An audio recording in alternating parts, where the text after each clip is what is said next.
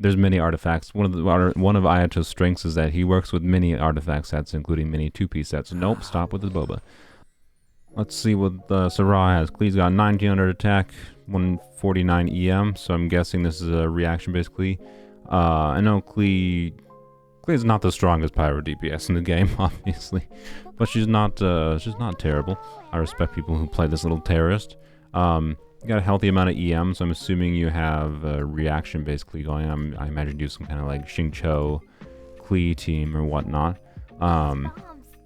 56 crit rate, 169 crit damage, 122 ER. I don't think ER is super important on Klee, because I don't think our burst is the majority of her damage output.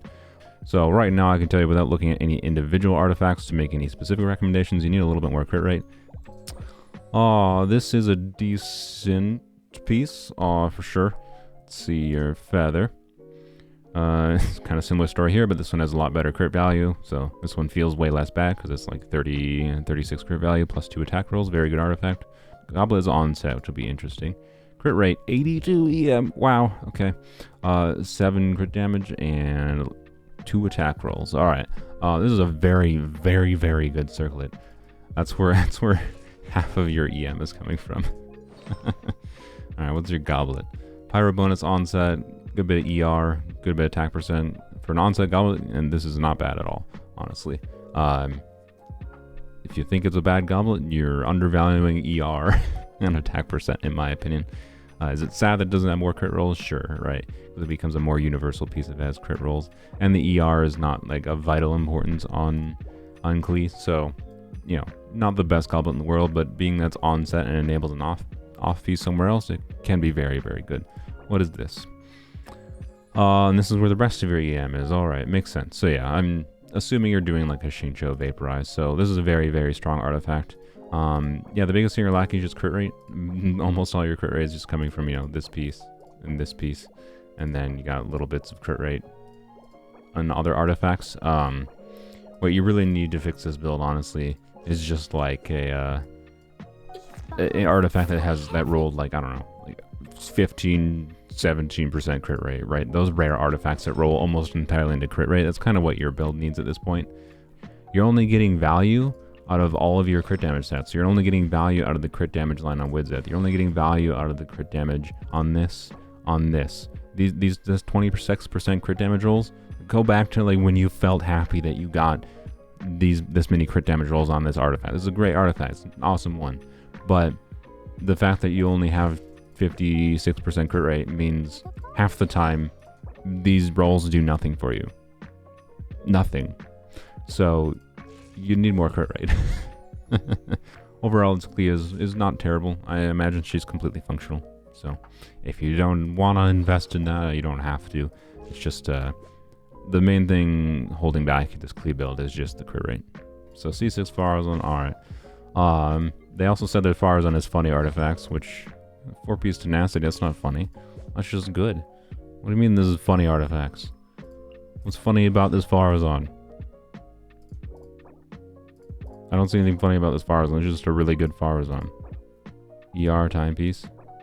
Oh, that's what's funny. Oh, okay. So they just threw a geo damage goblet because it had ER and... okay. I mean, that's completely fair. Your Faruzan's not that funny. All you really need in Faruzan to make her useful, you already have her C6, you just need ER, so... You know, I don't know, it's not that funny of a Faruzan. It's funny having a geo damage goblet, but also it's like, all you need is ER, so it's fine. Alright, looking at Quinn's Ayato, level 90 Ayato. Now, my opinion on Ayato, I hate his freaking Boba animation, so I swear to God if he does it, I'm gonna slap him in the face. Apparently we got a Jade Cutter on this Ayato. The only respectable artifacts to have on Ayato, in my opinion, are 4-piece Thundering Fury. So, do you have it? No. Look, 4-piece Heart of Depth is fine. Honestly, there's many artifacts. One of Ayato's strengths is that he works with many artifact sets, including many 2-piece sets. Nope, stop with the Boba. But I am disappointed. I only care about 4-piece Thundering Fury and Ayato. So that's my recommendation. Improve your Ayato by putting 4-piece Thundering Fury on him. There you go. Blam blam. You're done. Ayato fixed. What? Okay. This is a kind of cracked build, go figure. You're somehow right at 100% crit rate. Your energy recharge is kind of cringe, not gonna lie. You need to, so this is the type of thing where typical Genshin, you just be like, oh my god, this is the best Ayato ever.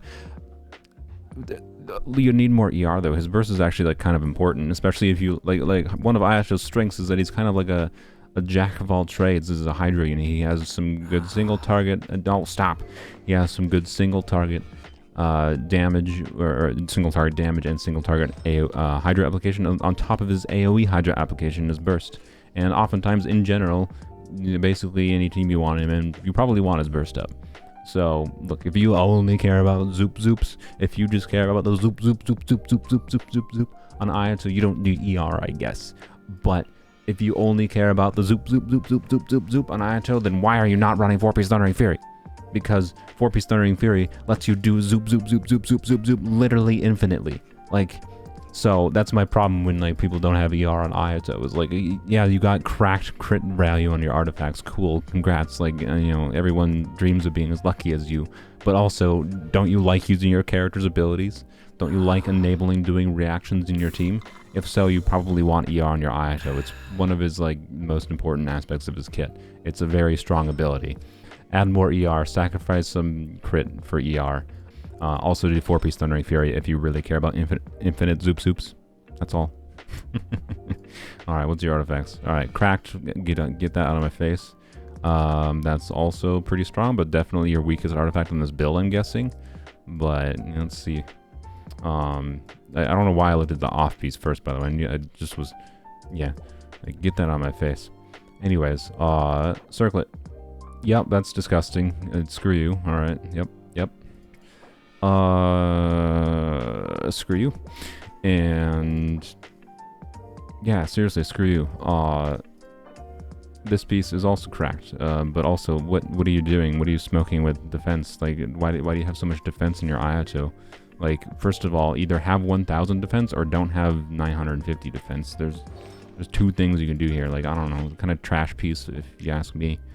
And yep, I don't know. That's an Ayato build. The fact that you have these stats on 4-piece Heart of the Depth is kind of ridiculous. It's very strong. I would sacrifice some crit stats for ER. Good Ayato. Bro, I'm looking for another account to look at, and this dude is just drinking boba in the background. Can you screw off? Alright, CJ wants me to look at their Wanderer. Let's see what they got going. Artifacts. 2-piece Viridescent, 2-piece Gladiator. Alright, very nice. R3 Width, decent choice. Obviously, you know, Width isn't an RNG game as far as passive, and it doesn't have high uptime, but just being a crit stat stick at a baseline, it's still very good. No Constellations. No Faruzan displayed. I don't know if they play with Faruzan or not, but let me just look at the builds. Wanderer's kind of an interesting character. Ooh, okay, you need more crit rate. Wanderer's an interesting character because of his biggest strength, in my opinion, is flexibility with his teammates. I can tell you need more crit rate. I already had this spiel this episode, but your crit damage stat, this juicy 211 crit damage, every time you don't crit, it does nothing. You also probably want more ER on Wanderer, although I guess it does depend on your team. Like if you have a C6 Faruzan, which you probably don't, being that you have C0 Wanderer, I imagine you probably need more ER than this if you want to burst every rotation. But if you don't care, you don't care. I understand. He's not someone who, for his playstyle, is necessary to have his burst up, but his burst is also a meaningful amount of his damage, so for like sustained damage rotations, if you want an Abyss, you probably want some more ER. Let's see. I'll look at the off piece last. Yep, okay. See, lax crit rate. You should switch this for someone that, like, yes, it's like, ooh, wow, 34 crit damage, but like, it's a good artifact to be clear. I'm not saying prioritize fixing that one, but genuinely something that's like 10 crit damage and 10 crit rate is a lot better than this artifact for your current build. Anyways, losing the ER would be a bit sad on this one though. This one is obviously a worse artifact, than this one, right? This has 2 dead stats. This has 4 dead stats. So this one theoretically would be easier to improve the build with, but really you just need crit rate, right? So, anyways, timepiece, attack, ER is very good. Lucky 777s there. I mean, clearly you can't get rid of the lucky 777 artifact. But no, I mean, yeah, it's a good artifact, but that could obviously be improved. It's also Gladiator, so there's a possibility you can improve that just over time by farming bosses and whatever. This is a disgusting circlet. Yeah, so you have crit rate circlet, but yeah, you just need more crit rate substats basically. And this, yeah, I was gonna say this probably has none too. This is a very relatable goblin. If this is really the only animal goblet you have, literally, if you have any animal goblet with a crit rate line on it, use that one instead. That's all I can say. Oh gosh, this did 3 rolls into defense, 1 into HP, and 1 into attack. So I think this is a 4-line too, and it completely dodged crit damage. 10 out of 10 artifact. This is my favorite one I've seen today. This flower, whenever you don't crit, doesn't do anything for you, right? So that means 35% of the time. 35% of the time. Think back to when you got this artifact. You're like, oh, what? It keeps rolling crit damage. Think back to that. Think back to that moment and how happy you were when you got this. And remember that 35% of the time, those did nothing. That does nothing for you. So, you've got ways to improve your build. I would just sacrifice some crit damage and add in crit rate, and you're good to go. There you go. Alright, we're looking at Sylveon's Lisa today. Number 1 Lisa main. Now, Sylveon has posted in my Discord server before. They have gotten something like 400,000 damage on a crit with a nuke build going on Lisa. I have no idea if this this Lisa is on their nuke build or not. I'm gonna guess not, but anyways, I suspect Sylveon has their most cracked artifacts on this Lisa. So we're gonna judge with the highest level of scrutiny today. R5 Wizard, very nice choice. 2 Thundering Fury, 2 Shimenawas, not bad. And 70 crit rate, 203 crit damage. Could use some more crit rate for sure. I don't know exactly how Sylveon uses this Lisa. The problem with Lisa, for those that aren't aware, Triple Crown, very nice. It shows the dedication here. The problem with Lisa is her skill is, Sylveon I think uses Lisa's skill in this build.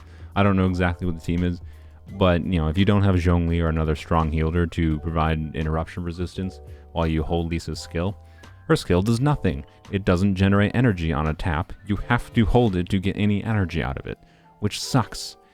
It has a very high multiplier, which is cool, like a Raiden level multiplier. That's why you can get really big damage out of it, but it's annoying. Anyways, the burst is also important on Lisa, by the way, because she has a passive that gives 15% defense shred. So energy recharge is also important on her. If you're using someone to battery Lisa, like if Sylveon is using Fischl to battery Lisa, she has less ER needs, whatever, yada yada, right? But I imagine Sylveon is mostly focused on just doing big number from skill most of the time, and occasionally bursting every other rotation is my guess. Otherwise, Lisa's needs are she's very energy heavy. She's like Faruzan, where she generates like no energy on her own, and you want her burst up for supportive utility, and it's annoying. C1 Lisa's, I don't know what C1 Lisa does, but I'm guessing not anything crazy. Anyways, look at the individual artifacts, see if I can make any recommendations, but overall, this one is just like an interesting build. Sylveon's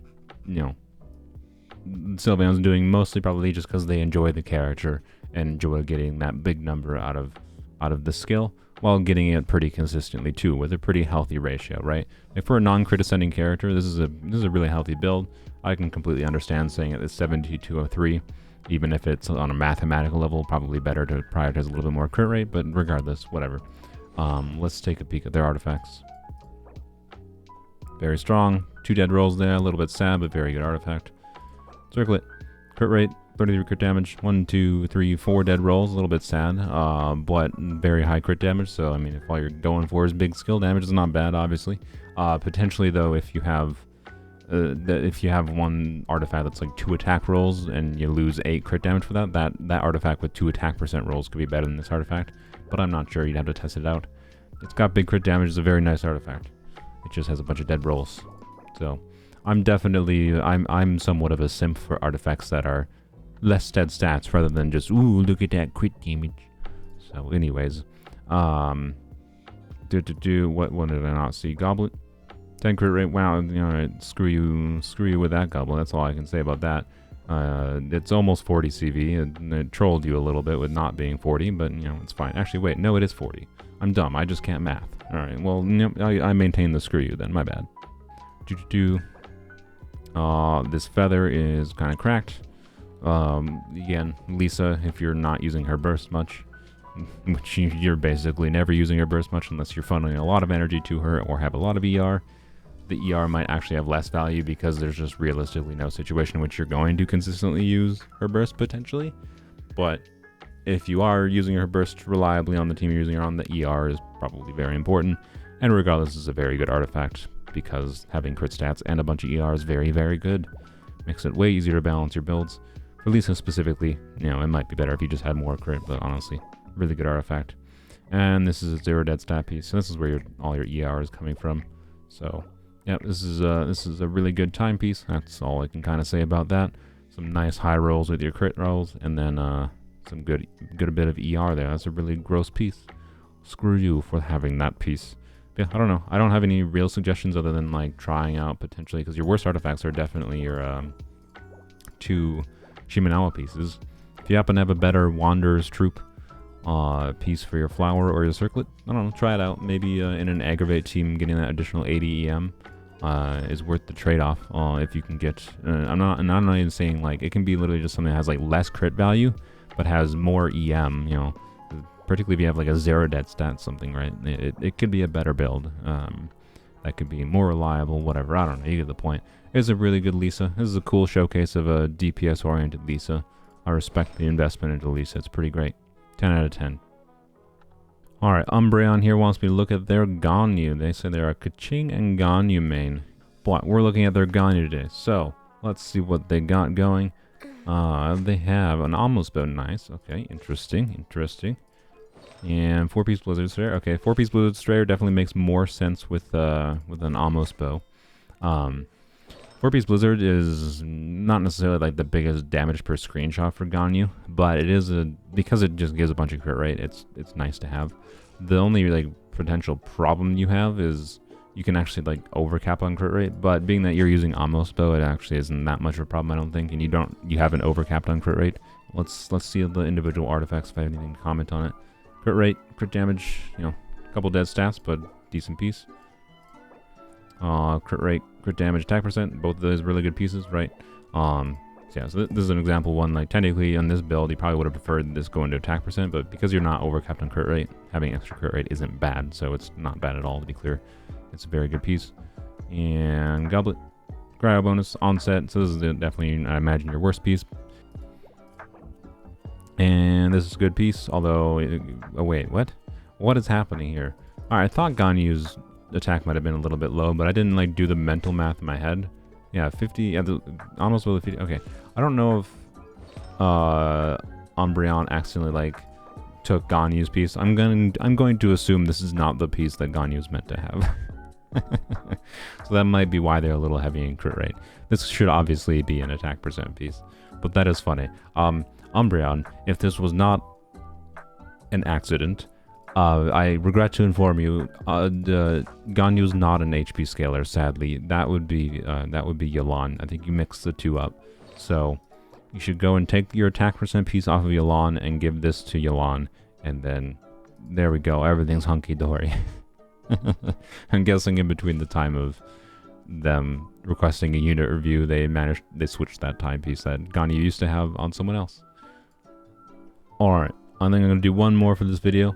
They are a Bennett main. I don't know how to pronounce this name, so I apologize. I'm not even going to try. They requested reviewing Kuki, or anyone. I'm going to choose Kuki because Kuki is genuinely one of my favorite characters. And I also am reviewing Kuki because look at this Kuki's HP. They said this Kuki with Hydra Resonance has 58,000 HP, which is ridiculous. I don't know why you would do a full HP build on Kuki. They crowned her E, this is not crowned burst, this is level 7 burst. This is C6 even, alright. I know she has like I think it's either her Constellation 4 or Constellation 6 has some ability that deals damage based on based on her a percentage of HP. So maybe that's what they have spec'd into. So maybe they have full HP and then have crit on their artifacts to try to like maximize. Nope, they don't really have crit. They just stacked all the HP. All right then. I don't know why they did this build. I really don't understand what the purpose of doing full-on all the HP build on Kuki is. Because the strength of Kuki's kit is that she has a passive that gives her bonus healing and damage based on EM. And because she's scales off EM, she can heal and, you know, be your trigger for Hyper Bloom, or she can get decent aggravates with decent crit stats on top of the EM, right? So generally you prioritize EM over HP. So why in the world you would want so much HP on Kuki? I have no idea, other than for the straight beam. So it's funny. As far as I'm concerned, this is the thickest Kuki probably on the server. Let's see. Yep, 20% HP on tenacity. All right then. And here's 16% HP and some ER. All right then. And then here is HP 46. No flat HP. Where's come on here. Come on. I expected 1000 flat HP. Maybe this isn't the thickest Kuki. 239 flat HP. Defense. What is this defense rolls? Where's my flat HP? And all right, I'm sorry. Like, look, these ones 10 out of 10. Like, right, 20% HP, 16%, 16.9 even percent HP. Like, great artifacts. For the goal of this build being make Kuki have infinite HP, 10 out of 10. But what's going on here? Like, what the heck? Gosh dang it! Where the heck is your 1000 flat HP? I am disappointed, and my day is ruined. This video is over. 0 out of 10. Your Kuki's too fat.